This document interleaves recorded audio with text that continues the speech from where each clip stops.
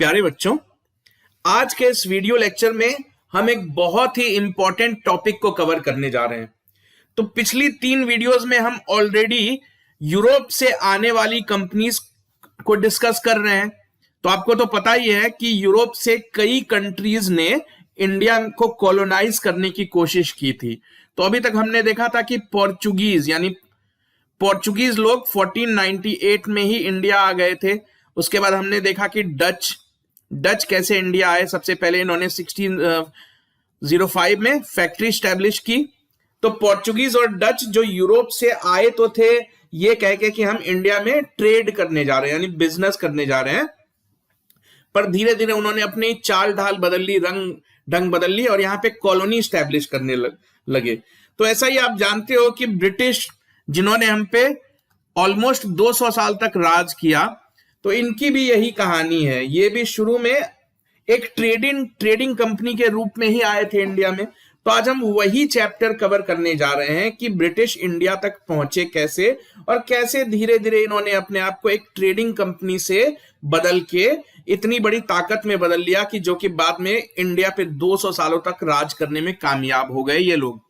तो ये बिल्कुल डिटेल में बिल्कुल शुरू से शुरू करके ये समझते हैं कि ईस्ट इंडिया कंपनी भारत पहुंची कैसे और भारत में आने के बाद इन लोगों ने क्या क्या स्टेप्स लिए।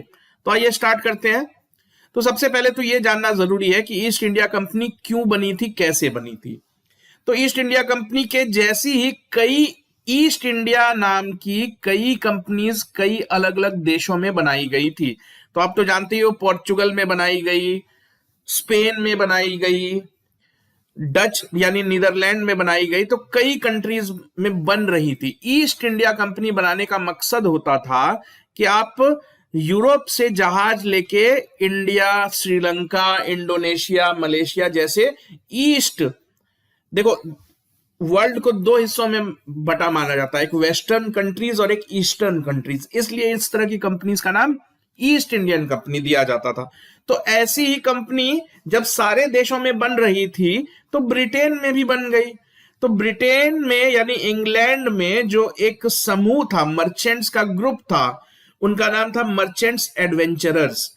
तो इसी ग्रुप ने डिसाइड किया कि अब वक्त आ गया है कि बाकी कंट्रीज की तरह हम भी अपनी एक ईस्ट इंडिया कंपनी बना लें। तो ये कंपनी बनी 1599 में। तो कंपनी तो बन गई, तो जब तक अपने गवर्नमेंट से परमिशन नहीं लोगे तो तुम दूसरे देश कहां से जा सकते हो। तो 31 दिसंबर 1600 के दिन, यानी कि 1 जनवरी से ठीक एक दिन पहले 31 दिसंबर 1600 को क्वीन एलिजाबेथ, जो कि ब्रिटेन की महारानी थी, इंग्लैंड की महारानी थी, उन्होंने एक चार्टर इशू किया।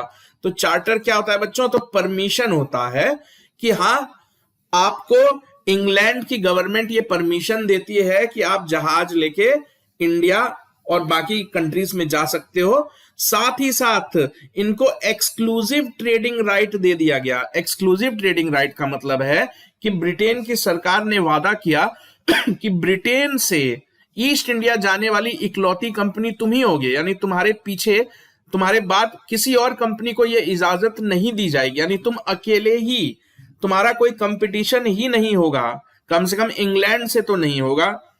तो यही चार्टर कहलाया। तो ये चार्टर किसने इशू किया? तो क्वीन एलिजाबेथ वन ने इशू किया। कब किया? तो 31 दिसंबर 1600 को इशू किया। उसी चार्टर में लिखा था कि तुमने कंपनी तो बना ली है और तुम इंडिया जैसी जगह भी जा रहे हो, तो वहां जाके तुम नाम तो यूज करोगे ही ना, बोलोगे ही ना कि हम लंदन से आए हैं, हम इंग्लैंड से आए हैं।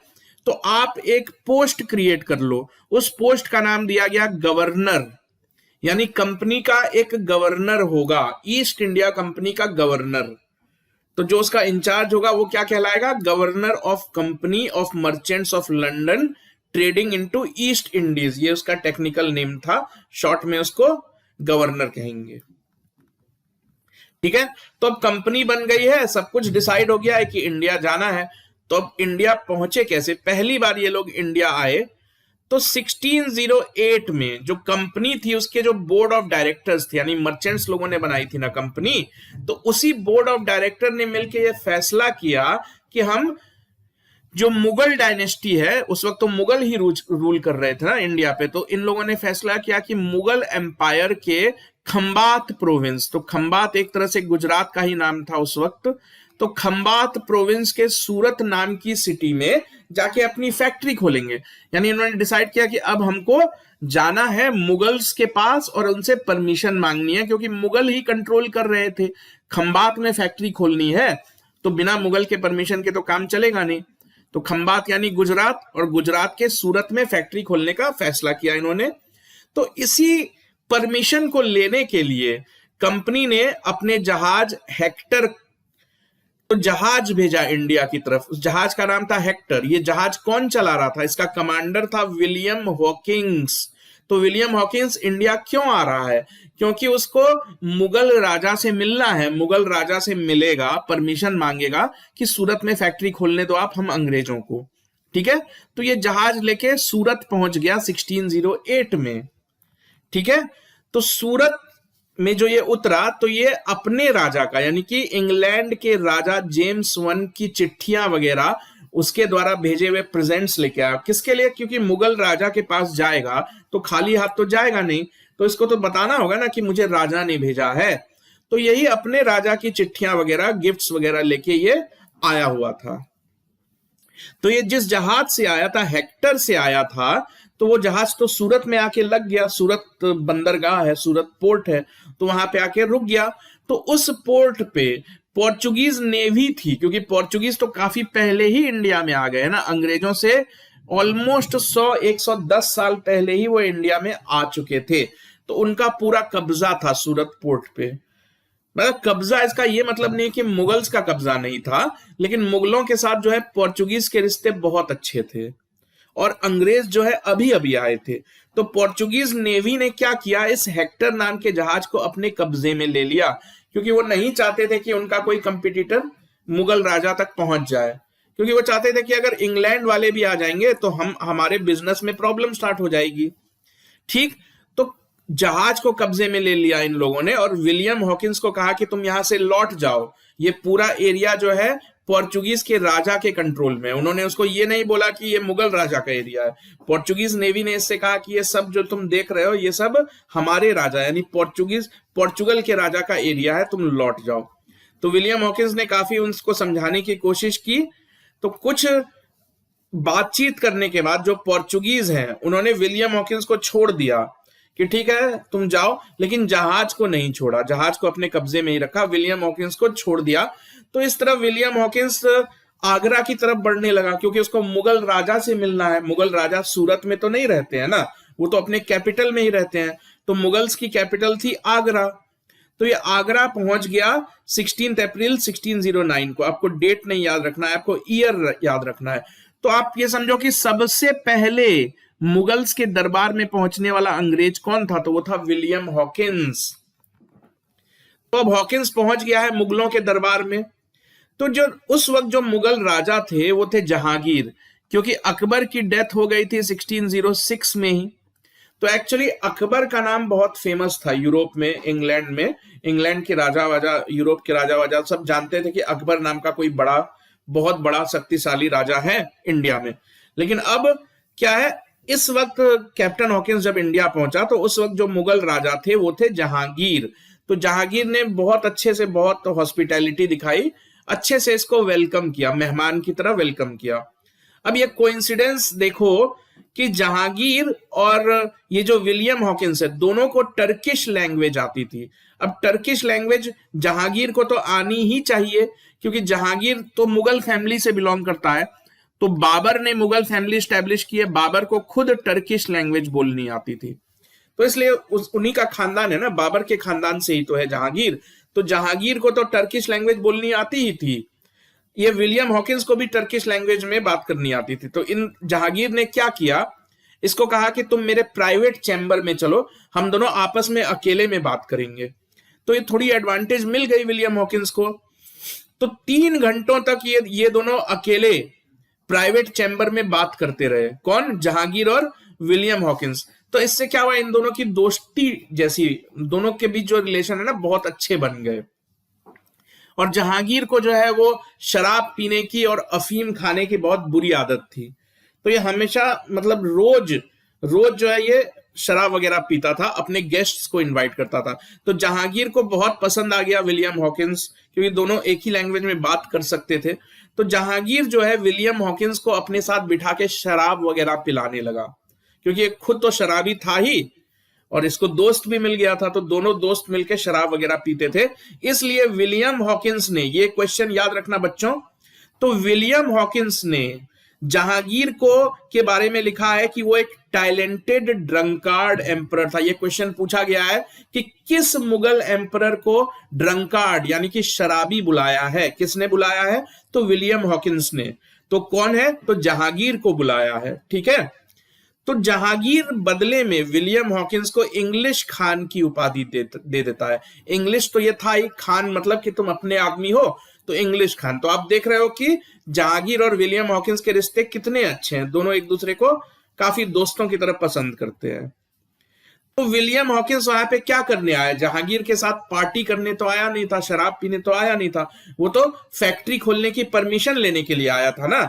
तो उसी में ये फेल हो गया, दोस्ती अपनी जगह लेकिन परमिशन अपनी जगह।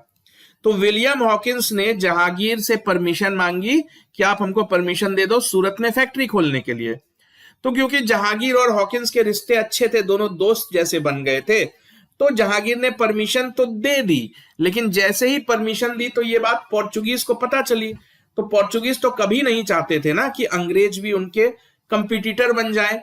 और पोर्चुगीज का काफी इंफ्लुएंस था मुगल्स के दरबार में, क्योंकि वो तो पिछले 100 साल से ही मुगलों को जानते थे। तो पोर्चुगीज ने मुगलों को भड़का दिया, कहा कि नहीं, अंग्रेज को आप परमिशन मत दो सूरत में फैक्ट्री खोलने के लिए। तो परमिशन देने के तुरंत बाद परमिशन वापस ले ली गई। परमिशन दे तो दी थी जहांगीर ने, लेकिन पोर्चुगीज के कहने पे उसने फिर से वो परमिशन वापस ले ली। तो विलियम हॉकिंस का मिशन फेल हो गया ना, वो जिस काम से आया था वही नहीं हो पाया। तो अब इनको फैक्ट्री खोलने की तो परमिशन नहीं मिली, तो ईस्ट इंडिया कंपनी ने क्या सोचा कि चलो फैक्ट्री नहीं खोल सकते हैं तो एक छोटा मोटा ट्रेडिंग पोर्ट ही खोल लेते हैं। ट्रेडिंग पोर्ट का मतलब होता है कि जहां पे आप सामान दूसरे जगहों से खरीद के लाओगे, अपने जहाज में डालोगे और वापस ले जाओगे। तो एक छोटा मोटा ट्रेडिंग पोर्ट इन्होंने खोल लिया मसूलीपट्टनम में। तो मसूलीपट्टनम को आज हम मछलीपट्टनम के नाम से भी जानते हैं। तो ये आंध्र प्रदेश की एक डिस्ट्रिक्ट है। तो उस वक्त ये बहुत ज्यादा डेवलप नहीं थे। तो सबसे पहली ट्रेडिंग पोर्ट, देखो ट्रेडिंग पोर्ट है, ये फैक्ट्री नहीं है, ठीक है ना, तो कंफ्यूज मत होना। तो मसूलीपट्टनम में 1611 में ही खोल लिया। विलियम हॉकिंस जो है आया तो था 1609 में ही ये आगरा पहुंच गया था ना। इंडिया तो 1608 में ही आ गया था, लेकिन आगरा पहुंचते पहुंचते 1609 हो गया था। तो विलियम हॉकिंस जो है मुगलों के साथ, जहांगीर से तो उसकी दोस्ती हो ही गई थी, तो 1611 तक मुगलों के दरबार में ही रहा, वहीं पे रहता था ये। लेकिन कितनी भी कोशिश इसने की, परमिशन नहीं ले पाया। ये सूरत की फैक्ट्री खोलने की परमिशन इसको दी ही नहीं जहांगीर ने। तो इस चीज से जो है अंग्रेजों को ये बात समझ में आ गई कि सिर्फ दोस्ती से काम नहीं चलेगा, सिर्फ राजा से बात करने से काम नहीं चलेगा। जब तक हम अपने सबसे बड़े दुश्मन पोर्चुगीज को ठिकाने नहीं लगा दे, तब तक हमको परमिशन नहीं मिलेगी, ठीक है ना। तो अब अंग्रेजों ने थोड़ी देर के लिए अपना ध्यान इस चीज पे लगा दिया कि कैसे हम पोर्चुगीज को कंट्रोल करें, पोर्चुगीज को कंट्रोल करके मुगलों तक ये मैसेज दे कि हम पोर्चुगीज से भी ज्यादा ताकतवर हैं। तो आप पोर्चुगीज के कहने पे चलते हो तो आपको हमसे क्या तकलीफ है, हम तो पोर्चुगीज से भी ज्यादा ताकतवर है। तो अब इनका पूरा ध्यान हो गया कि कैसे हम पोर्चुगीज को कंट्रोल में लें। तो मसूलीपट्टनम में तो ये एक छोटी सी ट्रेडिंग पोर्ट तो खोल ही चुके थे 1611 में।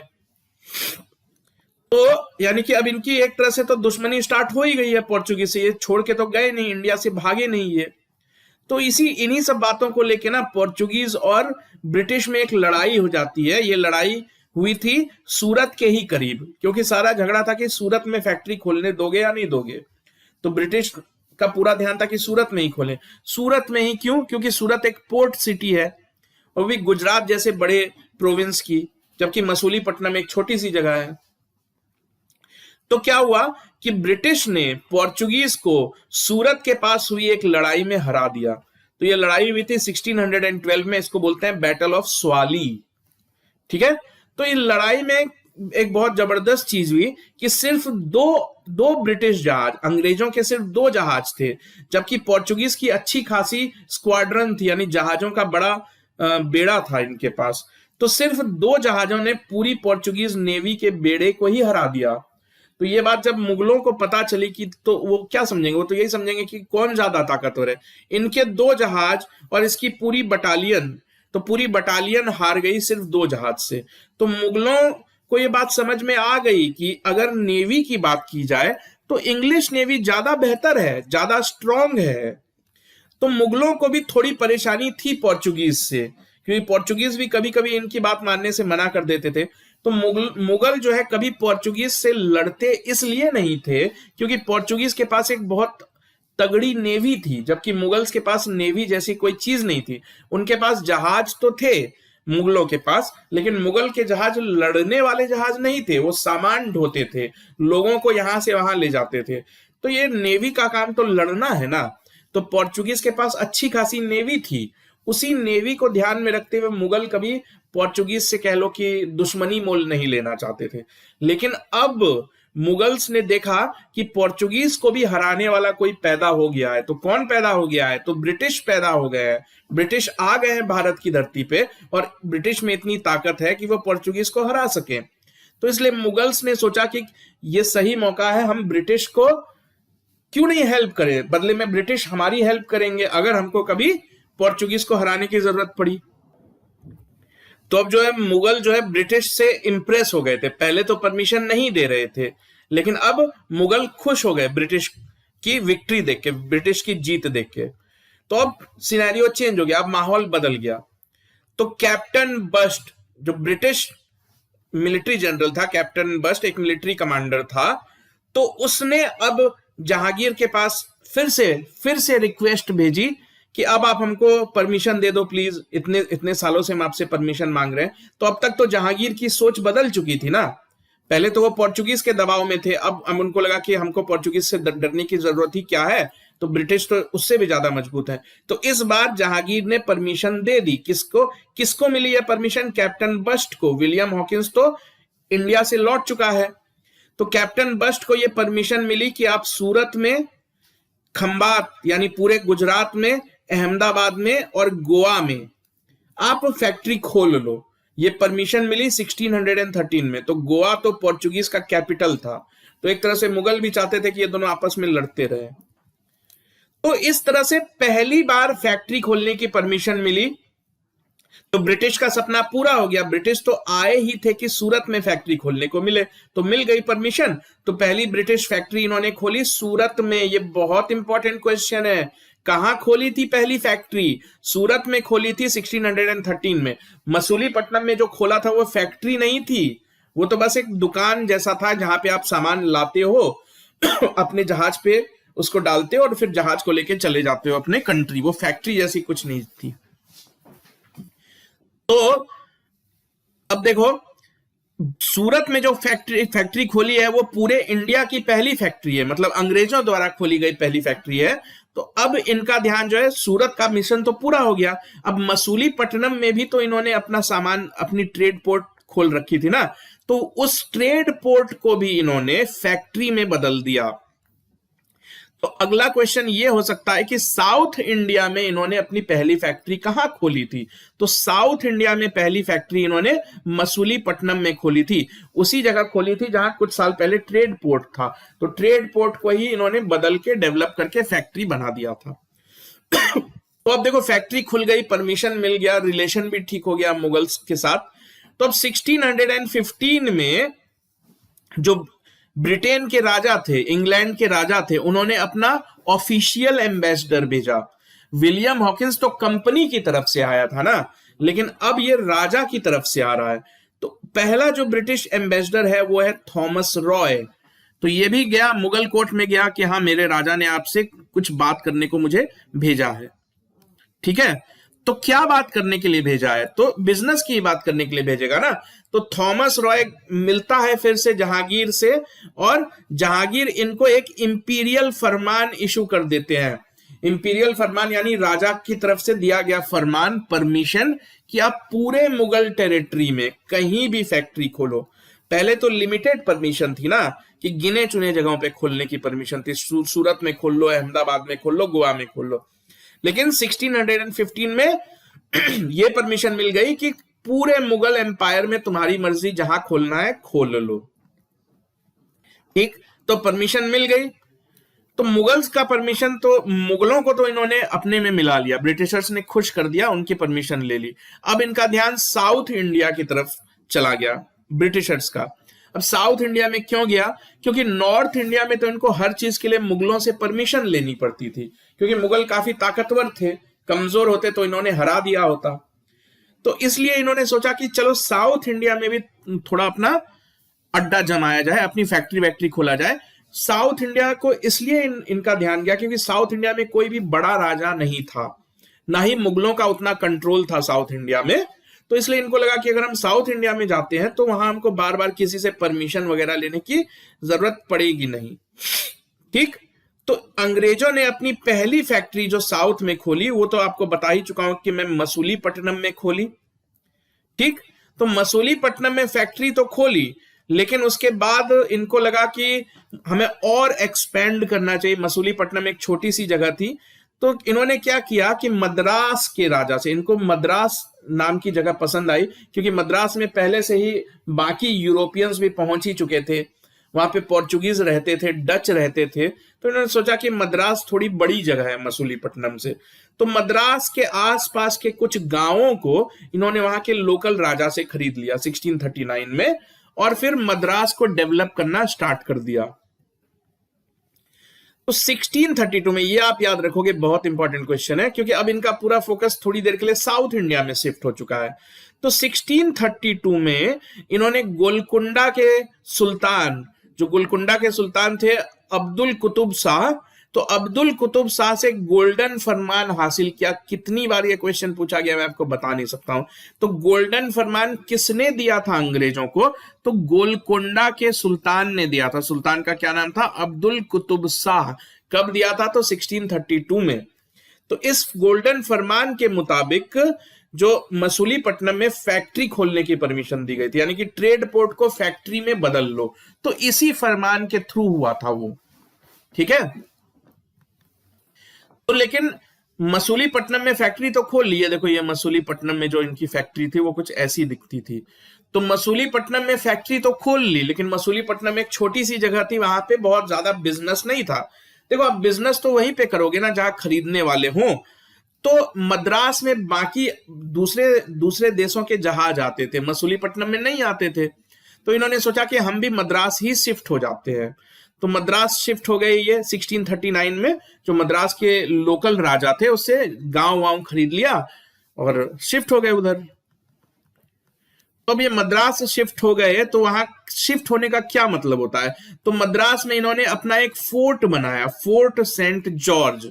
यही फोर्ट की परमिशन इनको कभी मुगल देते नहीं। फोर्ट का मतलब होता है कि तुम वहां पे अपनी फौज रखोगे, सेना रखोगे, मिलिट्री रखोगे। तो फोर्ट जो होता है फैक्ट्री से बड़ी चीज होती है। फैक्ट्री का मतलब होता है बिजनेस करना, फोर्ट का मतलब होता है कि बिजनेस के साथ साथ आप थोड़ी मिलिट्री पावर भी डेवलप कर रहे हो। तो इसीलिए साउथ इंडिया गए थे। तो साउथ इंडिया मद्रास में इन्होंने फोर्ट बना लिया, फोर्ट। तो उस फोर्ट का नाम रखा इन्होंने फोर्ट सेंट जॉर्ज। ये जो आप फोटो में देख रहे हो ना, ये मद्रास में ही बनाया। तो 17वीं सेंचुरी खत्म होते होते जो मद्रास था वो पूरी तरीके से अंग्रेजों के कंट्रोल में चला गया था। वैसे मद्रास में तो पोर्चुगीज भी रहते थे, डच भी रहते थे, और अब अंग्रेज भी पहुंच गए थे। लेकिन कुछ ही सालों में इन सब को हरा के अंग्रेजों ने पूरी तरीके से मद्रास पे अपना कंट्रोल बना लिया था। तो अब आप देख रहे हो कि धीरे धीरे एक एक करके जो ब्रिटिशर्स है अपने रास्ते में आने वाली हर अड़चन को दूर कर रहे हैं। फैक्ट्री भी खोल ली, मसूलीपट्टनम में भी खोल ली, मद्रास में भी खोल लिया। ठीक है, अब इनके हाथ एक बहुत बड़ी जीत लगी, इनको बॉम्बे मिल गया। बॉम्बे कैसे मिला? तो देखो पोर्चुगीज और ब्रिटिश की तो लड़ाई आपस में होती ही रहती थी, जब से ये लोग आए थे तभी से आपस में लड़ते रहते थे। तो 1620 में एक बहुत बड़ी नेवल लड़ाई हुई, यानी समुद्री लड़ाई, ठीक है। जमीन पे लड़ते तो मुगल तो इनको लड़ने देते नहीं, तो ये लोग समुद्र में ही लड़ते रहते थे। तो उस लड़ाई का नतीजा ये निकला कि इंग्लिश जीत गए। तो इंग्लिश जीत गए तो पोर्चुगीज ने एक तरह से अपनी हार मान ली। उनको लग गया कि इंग्लिश ये ब्रिटेन वालों को हराना आसान नहीं है, तो इनसे ट्रीटी ही साइन कर लो, इनसे दोस्ती ही कर लो। तो 1630 आते आते पोर्चुगीज ने ये मान लिया था कि हम कभी ब्रिटिश को इंडियन सॉइल पे हरा नहीं पाएंगे। और उधर यूरोप में भी इन दोनों के बीच ट्रीटी वगैरह साइन हो गई थी, पीस ट्रीटी, ठीक है, इंग्लिश और पोर्चुगीज के बीच में। तो जब यूरोप में दोनों दोस्त बन गए तो इंडिया में क्यों लड़ेंगे, ये भी एक लॉजिक थी। तो क्या हुआ कि 1662 में जो इंग्लैंड के राजकुमार थे या राजा थे, किंग चार्ल्स टू, ये किंग चार्ल्स टू, इनकी शादी हुई पोर्चुगीज की राजकुमारी से, यानी इंग्लैंड के राजकुमार की शादी पोर्चुगीज की राजकुमारी से हुई। तो इंग्लैंड का राजकुमार कौन था, तो चार्ल्स टू, और पोर्चुगीज की राजकुमारी कौन थी, तो कैथरीन। तो शादी जब हुई, यानी कि दोनों के बीच रिलेशन ठीक हो गए ब्रिटिश और पोर्चुगीज के बीच, तो दहेज के रूप में जो बॉम्बे का आइलैंड था, आज बॉम्बे बहुत बड़ा शहर है, वहां पे 2-2.5 करोड़ लोग रहते हैं, लेकिन उस वक्त बॉम्बे डेवलप हो रहा था, बॉम्बे उतना डेवलप था नहीं। ये 7 छोटे छोटे, आप गिनो, 1 2 3 4 5 6 7 छोटे छोटे आइलैंड से मिलके बना था, ठीक। तो यही दहेज में जो है, ये पूरा जो मुंबई के जो 7 आइलैंड थे, ये पोर्चुगीज कंट्रोल में थे। अब दोनों के बीच शादी हो रही है, तो दहेज के रूप में यूरोप से ये सब हो रहा था कंट्रोल, यूरोप में। तो यूरोप में ही डिसाइड कर लिया इन दोनों ने मिलके कि ये जो बॉम्बे है, ये पोर्चुगीज जो है दहेज के रूप में इंग्लैंड के राजा को दे देंगे। राजा का क्या नाम है, किंग चार्ल्स टू, दहेज के रूप में। तो अब देख रहे हो, इस तरह से बॉम्बे भी जो है अंग्रेजों के हाथ लग गया। मद्रास तो लग ही चुका है, मसूलीपट्टनम लग ही चुका है, सूरत में फैक्ट्री खोल ही चुके हैं, तो धीरे धीरे इनकी ताकत बढ़ती ही चली जा रही है। तो पोर्चुगीज तो कमजोर होते चले जा रहे हैं ना, जो उनके हिस्से का है अब वो ब्रिटिश को दिए जा रहे हैं। तो धीरे धीरे पोर्चुगीज कमजोर होते चले गए और पोर्चुगीज सिर्फ सिमट के गोवा, दमन और दीव में ही रह गए। तो गोवा तो खैर उनकी कैपिटल ही थी और दमन दीव गुजरात वाला एरिया, बस इसी एरिया में वो सिमट के रह गए। धीरे धीरे बाकी जगहों पे अंग्रेजों का कब्जा हो गया। तो आप देख रहे हो धीरे धीरे अंग्रेज जो है देश में चारों तरफ फैलते जा रहे हैं। बट अभी तक इन्होंने ईस्ट इंडिया में कुछ भी नहीं किया है। सूरत जो है वेस्ट इंडिया में है, ठीक, साउथ इंडिया तक पहुंच ही गए हैं, आगरा वागरा चले ही गए थे, नॉर्थ इंडिया चले ही गए। तो अब बारी आती है ईस्ट इंडिया की। तो ईस्ट इंडिया यानी कि बंगाल, उड़ीसा, नॉर्थ ईस्ट के स्टेट, वहां तक अभी तक अंग्रेज पहुंचे नहीं थे। तो ईस्ट इंडिया में इन्होंने जो अपनी पहली फैक्ट्री स्टैब्लिश की, वो की थी बालासोर में। तो बालासोर कहां है, तो उड़ीसा में है। तो ये आप याद रखोगे बच्चों, 1633 में अगर आपसे पूछा गया कि ईस्ट इंडिया की पहली फैक्ट्री, तो बालासोर। साउथ इंडिया की पहली फैक्ट्री तो मसूलीपट्टनम, ठीक, और पूरे इंडिया की पहली फैक्ट्री तो सूरत में। तो बालासोर यानी उड़ीसा तक ये पहुंच गए। तो जब उड़ीसा में ये फैक्ट्री लगाने लगे, तभी इन्होंने ध्यान दिया कि अरे उड़ीसा से ज्यादा फायदा तो बंगाल में है। बंगाल कहीं बड़ी जगह है, कहीं रिच प्रोविंस है वो इनफैक्ट मुगल डायनेस्टी का सबसे रिच जगह में से एक थी बंगाल। तो इनको लगा कि अब उड़ीसा में तो हम आ ही गए हैं, तो चलो बंगाल में ही अपना बिजनेस शिफ्ट कर लिया जाए, एक बड़ा बेस बंगाल में बनाया जाए। तो अब इनका पूरा ध्यान चला गया बंगाल में। तो बंगाल को कौन कंट्रोल करता है, मुगल कंट्रोल करते हैं ना। तो मुगल तो दिल्ली में बैठते हैं, आगरा में बैठते हैं, और इन्होंने बंगाल, उड़ीसा, इस तरह की जगहों पे नवाब या गवर्नर बना के रखे हुए होते थे। तो जो 1651 में ये अप्रोच करते हैं बंगाल के नवाब को। तो ये जो नवाब थे, ये भी एक्चुअली मुगल्स के अंडर ही काम करते हैं, ये अपने मन से डिसीजन नहीं ले सकते हैं, है मुगल के अंडर ही। तो ये जो इस नवाब को अप्रोच करते हैं बंगाल में, तो नवाब तो जानता ही था कि मुगल्स इनको परमिशन इन्होंने बाकी सब जगह पे दे ही रखी है। तो नवाब भी उनको परमिशन दे देता है कि ठीक है, आपको जो ट्रेड करना है, आपको जो बिजनेस करना है, जो सामान खरीदना बेचना है बंगाल की धरती पे, वो आप खरीदो बेचो। आपको एक टैक्स देना होगा, वो टैक्स हम फिक्स कर देते हैं, यानी परमिशन आपको हमने दे दी है, लेकिन टैक्स आपसे लेंगे जरूर। तो इस तरह से परमिशन मिल गई फैक्ट्री खोलने की। तो जो पहली फैक्ट्री बंगाल में खुली वो हुगली नदी के किनारे पे खुली थी। ये हुगली नदी आप देख रहे हो, कितने सारे जहाज, तो ये सब ब्रिटिश पेंटिंग है, ब्रिटिश उस जमाने की बनाई हुई पेंटिंग्स है ये सब। तो यही फैक्ट्री खोली है इन लोगों ने हुगली में। पहली फैक्ट्री 1651 में ही खोल ली। तो फैक्ट्री खोलने के बाद जो कंपनी है उन्होंने अपने ऑफिशियल से, एम्प्लॉय से कहा कि हमने इतनी अच्छी बड़ी फैक्ट्री खोली है हुगली में, तो आप सब यहीं पे आके बस जाओ। तो एक तरह से ब्रिटिश चाहते थे कि पूरी हुगली पे उनका कंट्रोल हो जाए, कब्जा हो जाए, इसलिए अपने लोगों को ला ला के वो हुगली में बसाने लगे। 1667 में, यानी फैक्ट्री खुलने के 16 साल के बाद, फिर से अब देखो, मुगल जब ये आए थे तो इनका मुकाबला हो रहा था या सामना हो रहा था जहांगीर से। जहांगीर से इनके रिश्ते बहुत अच्छे थे। तो अब जहांगीर तो चले गए, जहांगीर के बाद आया शाहजहां। तो शाहजहां के बाद उनका बेटा, देखो जहांगीर के बाद शाहजहां मुगल एम्परर बने। तो शाहजहां के बाद औरंगजेब मुगल एम्परर बने। तो 1667 में तो औरंगजेब से इन्होंने परमिशन हासिल कर ली, उसको बोलते हैं रॉयल फरमान, कि पूरे बंगाल में कहीं भी फैक्ट्री खोल सकते हो। तो पहले तो सिर्फ हुगली की परमिशन मिली थी ना, कि आप हुगली में फैक्ट्री खोल लो। अब पूरे बंगाल की परमिशन मिल गई। तो ये परमिशन तो मुगल का राजा ही दे सकता है, मुगल एम्परर ही दे सकता है। तो औरंगजेब ने परमिशन दे दी। तो धीरे धीरे इनकी पकड़ बंगाल में भी बढ़ती ही चली जा रही है। तो अभी तक तो सब कुछ ठीक चल रहा है। मुगल से जो परमिशन मांगते हैं मुगल इनको दे देते हैं, बदले में टैक्स भी लेते हैं। तो थोड़े दिनों के बाद जो मुगलों के साथ इनके रिलेशंस खराब हो गए। क्यों खराब हो गए ये समझ लेते हैं। उससे पहले आप जान लो कि भारत की धरती पे अंग्रेजों को आए हुए 70-80 साल हो चुके हैं, लेकिन अंग्रेजों ने कभी अभी तक किसी भी इंडियन रूलर से लड़ाई नहीं लड़ी है। पोर्चुगीज से लड़ रहे हैं ये, डच से लड़ रहे हैं ये, फ्रांस से लड़ रहे हैं ये, लेकिन किसी इंडियन रूलर से नहीं लड़ाई लड़ी है अभी तक इन्होंने। तो इनकी जो पहली लड़ाई हुई वो सीधा मुगलों से हुई थी, वो औरंगजेब से ही हो गई थी इनकी पहली लड़ाई। और इस लड़ाई को चाइल्ड्स वॉर भी बोलते हैं। तो ये पहला एंग्लो इंडियन वॉर था। एंग्लो मतलब ब्रिटिश, इंडियन मतलब इंडिया का, यानी ब्रिटिश की लड़ाई किसी भारतीय राजा के साथ। जो सबसे पहली लड़ाई हुई वो मुगलों के साथ ही हुई थी 1689 में। अब ये क्यों हुई थी ये समझ लेते हैं। तो जो ईस्ट इंडिया कंपनी है, उन्होंने उस वक्त के बंगाल के गवर्नर शाइस्ता खान, ये 1686 से ही प्रॉब्लम स्टार्ट हो गई थी। तो शाइस्ता खान के पास इन्होंने एक अजीब परमिशन भेजी। तो हुआ क्या था कि जो बंगाल का गवर्नर है ये टैक्स तो लेता ही था ना अंग्रेजों से, तो वो टैक्स था 2.5% का। तो वो टैक्स गवर्नर ने 2.5 से बढ़ा के 3.5% कर दिया था। ठीक है।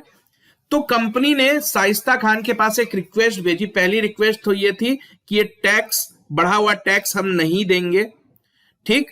तो मतलब रिक्वेस्ट नहीं थी, वो एक तरह से धमकी थी कि आप हमारी बात मानो, नहीं तो हमको आपसे लड़ना होगा। तो दो चीजें मांग रहे थे ब्रिटिश। तो पहला तो कह रहे थे कि ये बढ़ा हुआ टैक्स हम नहीं देंगे। दूसरी चीज कह रहे थे कि हमने जो फैक्ट्री बनाई है वहां पे हमको अपने किले बनाने दो। तो किला और फैक्ट्री में अंतर होता है। जब आप किला बनाते हो तो इसका मतलब है कि आप कुछ लड़ाई लड़ना चाहते हो। किले में आपके फौज होती है, सैनिक होते हैं, तो इसलिए इस चीज की परमिशन मांग रहे थे ये। तो दोनों में से कोई भी चीज जायज नहीं थी। जब सब कोई टैक्स देंगे, ये टैक्स तो हर किसी के लिए था ना, सिर्फ अंग्रेजों के लिए नहीं था। पोर्चुगीज हैं, इंडियन मर्चेंट्स हैं, सभी को टैक्स देना होता। लेकिन अब ब्रिटिश वाले बोलते हैं कि हम नहीं देंगे टैक्स। और दूसरी चीज कह रहे हैं कि अब हम किले भी बनाएंगे। तो दोनों में से कोई भी परमिशन मांगने से मुगलों ने इनकार कर दिया। तो गवर्नर तो मुगलों का ही बनाया हुआ गवर्नर है ना, तो अपने मन से तो कुछ कर नहीं सकता है। तो मुगलों से जब गवर्नर ने पूछा कि क्या करना है इस चीज का, तो औरंगजेब ने कहा कि कोई इस तरह की परमिशन हम नहीं देने जा रहे।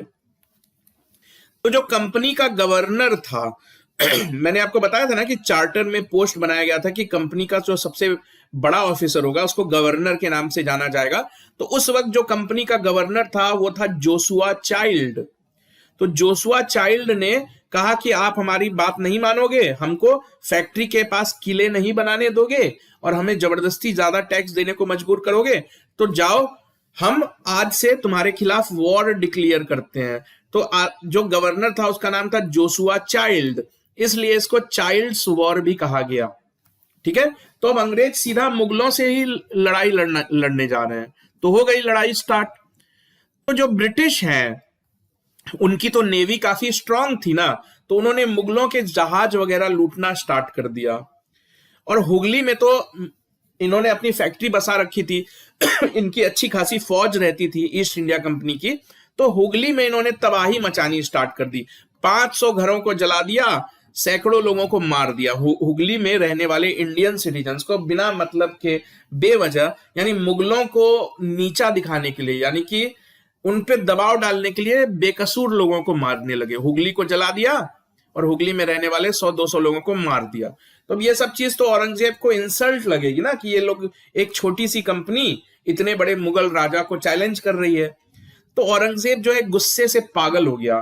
तो उसने ऑर्डर दिया कि पूरे भारत में जहां जहां ब्रिटिश ने अपनी फैक्ट्री बसा रखी है, जहां जो भी ब्रिटिश प्रॉपर्टी है, सबको तबाह कर दो। औरंगजेब ने ऑर्डर दिया, क्योंकि कितना बर्दाश्त करता वो। ठीक है, तो उसने शाइस्ता खान जो कि बंगाल का गवर्नर था उसको ऑर्डर दिया कि तुम देख क्या रहे हो, तुम जाओ हुगली से इनका नामो निशान मिटा दो, सबको मार डालो। औरंगजेब का ऑर्डर था कि कोई भी जिंदा नहीं बचना चाहिए, सबको मारो। जब ये लोग हुगली के लोगों को मार रहे हैं, बेकसूर लोगों को, तो इनकी भी गर्दन जाके काट दो। तो शाइस्ता खान ने हुगली पे अटैक कर दिया। तो हुगली में जितने भी ब्रिटिशर्स थे उसमें से आधा से ज्यादा ब्रिटिशर्स को मुगल फौजों ने मार दिया। तो जो हुगली का इंचार्ज था, पूरे कंपनी का इंचार्ज जोशुआ चाइल्ड था, लेकिन हुगली वाली फैक्ट्री का इंचार्ज था जॉब चारनॉक।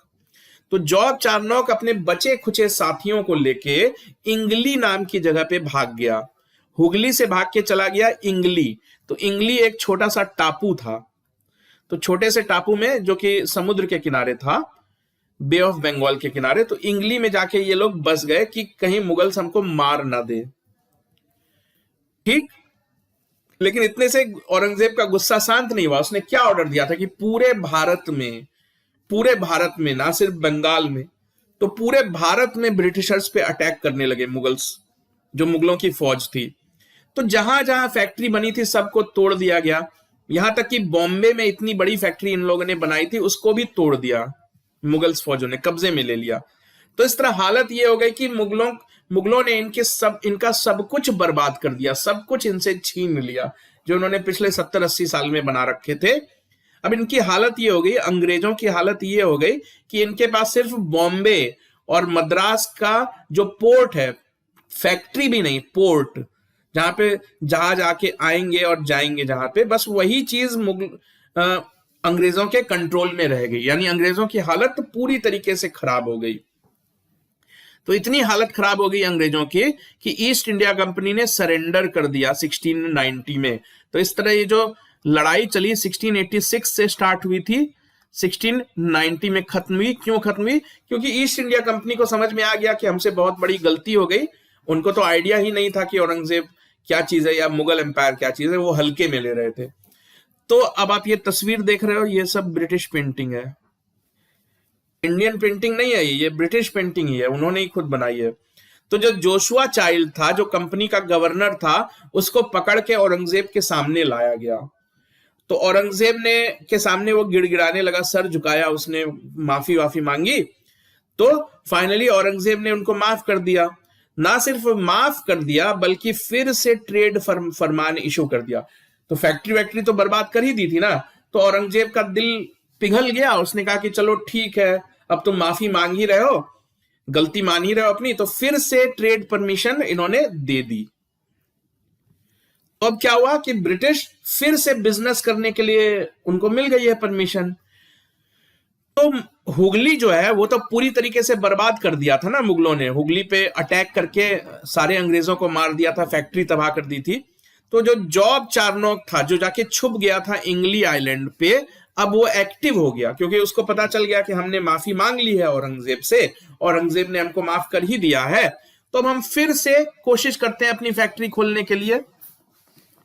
तो जो जॉब चारनॉक है उसने निगोशिएशन स्टार्ट कर दिए मुगल गवर्नर से, जो शाइस्ता खान वगैरह लोग थे, उनसे परमिशन मांगी कि आपने हमको माफ तो कर ही दिया है, तो हम यहाँ पे यहाँ देखो एक टापू पे रहता था, एक छोटे से टापू पे, मार्शलैंड पे, तो वहां से बोलता है कि अब हमको वापस आने दो मालिक।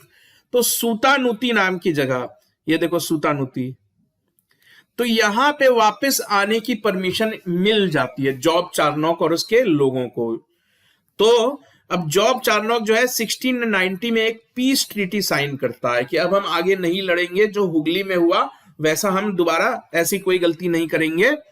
तो इंग्लिश को कहा जाता है कि ठीक है, आप ऐसा करो कि आपको ट्रेड का परमिशन हम फिर से दे देते हैं, आप पूरे बंगाल में जो ट्रेड करना है करो, बदले में आप हमको सालाना 3000 रुपए हमारे खजाने में एज अ टैक्स जमा कर दिया करना। यानी एक ही बार टैक्स आपको देना है, फिक्स कर दिया हमने टैक्स, आप कम बिजनेस करो या आप ज्यादा बिजनेस करो, उससे हमको कोई मतलब नहीं है। अगर आपको बिजनेस करना है तो एक साल के 3000 रुपए के हिसाब से आपको टैक्स जमा करना होगा। ठीक, तो 1690 में पीस ट्रीटी साइन हो गई, अंग्रेजों को पता चल गया कि अब हमको मुगल मारेंगे नहीं, तो सब कुछ नॉर्मल हो गया। 1698 में अंग्रेजों ने 3 गांव खरीदे जमींदारों से, जो लोकल जमींदार थे उनसे 3 गांव खरीदे। वो 3 गांव कौन थे? सूतानुती, जहां आके बसे थे उसको खरीद लिया सूतानुती को, गोविंदपुर और कालीकता, यानी ये कालीकता और गोविंदपुर। तो कालीकता को कालीघाट भी बोलते थे, यही लोकेशन आगे इतना बड़ा हो गया कि आज हम इसको कलकत्ता के नाम से जानते हैं, कालीकत्ता ही कलकत्ता बन गया। तो आज कलकत्ता जो है इस पूरे रीजन में फैला हुआ है। इसकी कहानी स्टार्ट हुई थी 3 छोटे छोटे विलेजेस से। तो ये विलेजेस किसने एक्वायर किए? तो जॉब चारनॉक ने, यानी कलकत्ता को बसाने का जो श्रेय है वो अंग्रेजों को जाता है, और अंग्रेजों में जॉब चारनॉक को जाता है। तो जॉब चारनॉक का नाम आप याद रखोगे बच्चों। तो अब जैसे मद्रास में इन्होंने फैक्ट्री मतलब फोर्ट किला बनाया था, तो अब तो इन्होंने गांव वांव खरीद लिए हैं, तो उस गांव को बसाना चाहते हैं ये।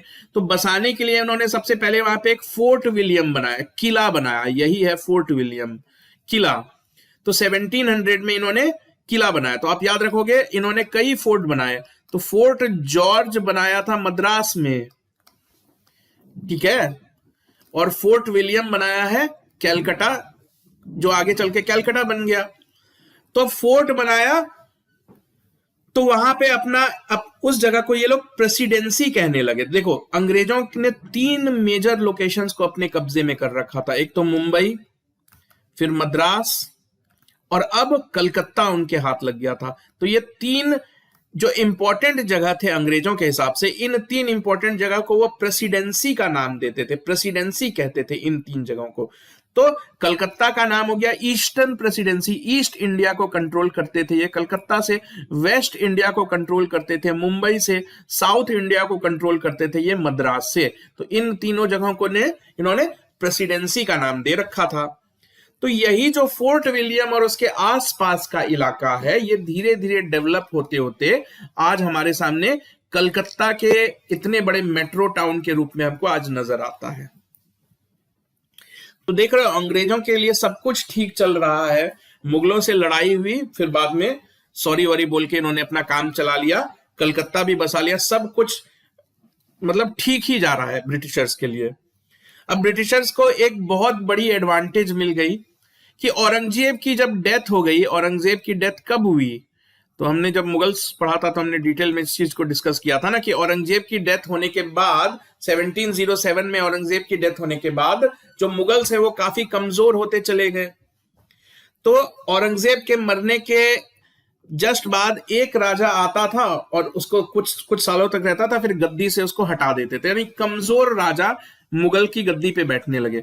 तो 1717 में जो औरंगजेब का एक पोता, मतलब दूर के रिलेशन में पोता लगता था, वो फर्रुखशियर, उसने गद्दी हथिया ली, मुगल्स की गद्दी हथिया ली। तो आप कह लो कि 1717 में मुगल एम्परर था, मुगल बादशाह जो गद्दी पे बैठा हुआ था, उसका नाम था फर्रुखशियर।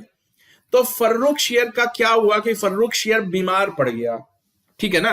तो बीमार पड़ गया तो इसको कोई ठीक नहीं कर पाता था, तो ब्रिटिशर्स ने अपने डॉक्टर्स भेजे राजा के को ठीक करने के लिए, और उन डॉक्टर्स ने इसको ठीक कर दिया। तो फर्रुखशियर काफी खुश हो गया था, ठीक।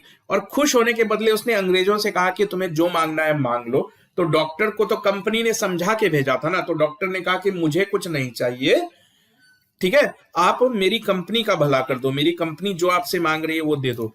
तो फर्रुखशियर ने बदले में रॉयल फरमान इशू कर दिया। तो रॉयल फरमान में बहुत सारी ऐसी चीजें मान ली जो कि मुगल एम्परर को माननी नहीं चाहिए। तो पहली तो ये कहा कि आपको जहां पे बंगाल में अपनी फैक्ट्री बनानी है, जहां इंपॉर्टेंट आपको लगे ट्रेडिंग फैसिलिटी, वहां बना लो। फोर्ट बनाना है, फोर्ट बना लो। एक गड़बड़ चीज क्या मान ली फर्रुखशियर ने कि उसने कहा कि आपको टैक्स ही नहीं देना होगा, यानी आप इंपोर्ट करो या एक्सपोर्ट करो, आपको टैक्स नहीं देना होगा। अब देखो बाकी लोग टैक्स देंगे, एक इंडियन बिजनेसमैन है वो टैक्स देगा, लेकिन एक ब्रिटेन से आया हुआ बिजनेसमैन टैक्स नहीं देगा। तो जिसको टैक्स नहीं देना पड़ेगा वो तो सस्ते में भी सामान बेच सकता है ना। तो एक तरह से फर्रुखशियर ने एक बेवकूफी भरा फैसला लिया। तो बेवकूफी भरा फैसला ये था कि अपने ही लोगों को नुकसान पहुंचा दिया उसने ब्रिटिश को खुश करने के लिए, और एक जबरदस्त तरीके का बिजनेस एडवांटेज दे दिया ब्रिटिशर्स के ऊपर।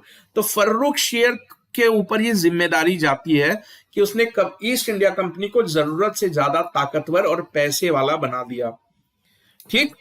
तो इस फरमान के जरिए यह कहा गया कि आपको टैक्स नहीं देने होंगे। तो टैक्स नहीं देने का क्या मतलब होता है, आज अगर आपकी गाड़ी में कोई सामान जा रहा होता है, एक स्टेट से दूसरे स्टेट जाता है, तो बॉर्डर पे उसको रोका जाता है, उसकी चेकिंग होती है, उसका टैक्स लिया जाता है। तो ऐसा ही उस जमाने में भी होता था। तो जो ईस्ट इंडिया कंपनी है उसको दस्तक इशू होने लगे, यानी पास इशू होने लगे। उनसे कहा गया कि अगर आपको कोई मुगल फौज रोके, मुगल सैनिक रोके आपसे टैक्स मांगे, तो आप ये दिखा देना। ये दिखाते ही वो समझ जाएंगे कि आपसे टैक्स वसूलने की जरूरत नहीं है। वही था रॉयल फरमान, वही था दस्तक। तो अंग्रेजों ने इसका बहुत गलत फायदा उठाया। वो अपने खुद तो दस्तक यूज करते ही थे, और पैसे के बदले वही दस्तक दूसरों को भी दे देते थे कि चलो मैं तुम्हारे टैक्स के पैसे बचा दूंगा, तुम बस ये दिखा देना, लोग समझेंगे कि ये ईस्ट इंडिया कंपनी का माल है, बदले में तुम मुगलों को जो टैक्स देते थे उसका थोड़ा पैसा हमको दे देना। तो पूरी तरीके से इसका गलत फायदा उठाना स्टार्ट कर दिया अंग्रेजों ने। तो बाद में इन्हीं चक्करों में अंग्रेजों की लड़ाई हो गई है बंगाल के नवाब वगैरह से। बट अभी तो सिचुएशन आप समझ ही रहे हो कि अंग्रेजों ने कैसे खुद को बंगाल में स्टैब्लिश कर लिया, ठीक। तो इस तरह जो इतनी बड़ी एडवांटेज मिल गई ना कंपनी को, तो यही वजह बनी कि बहुत तेजी से उनका कमर्शियल और पॉलिटिकल एक्सपेंशन हुआ, और धीरे धीरे मतलब कुछ ही सालों के अंदर वो तो इंडिया के पूरे मालिक ही बन गए। तो ये थी कहानी कि ब्रिटिश कैसे इंडिया में आए और कैसे उन्होंने इंडिया में अपने कदम जमा लिए।